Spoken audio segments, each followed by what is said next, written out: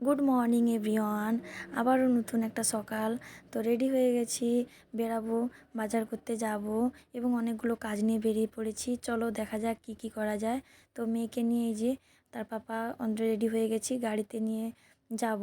ওই আমাদের টিভি একটা খারাপ হয়ে গেছিলো, সেটা আনার জন্য। তো পৌঁছে গেছি, ওর পাপা হেঁটে হেঁটে গেছে আগে। তো তারপরে আমরা যাব, বসে আছি। তো একটু পরেই আমরা নেমে গিয়ে যে গরু দেখছে আমার মেয়ে খুব পশু পাখি ভালোবাসে। তো এই যে গরু দেখছে, দিয়ে বলছে যে কাও।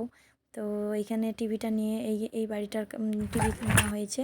তো টিভিটা নিয়ে বাজার চলে এসেছি, যেহেতু আজ রবিবারে সবার বাড়িতে কী কী মেনু হচ্ছে জানাবে। আমাদের তো বিভিন্ন রকমের মাছ কেনা হয়েছে বাজারে এসে, এবং অনেক কিছু কিনেছি।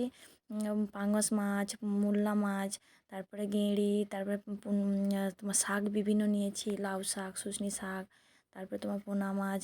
এগুলো নিয়ে বাজার করে তারপরে এগুলো সাজিয়ে গুছিয়ে রেখে মাছ টাছ কেটে রেডি হয়ে গেছি। তারপরে এই যে টিভিটা সারিয়ে রান্না বান্না বসিয়েছি। তো এই যে হোয়াইট সিমেন্টটা নিয়ে এসেছি।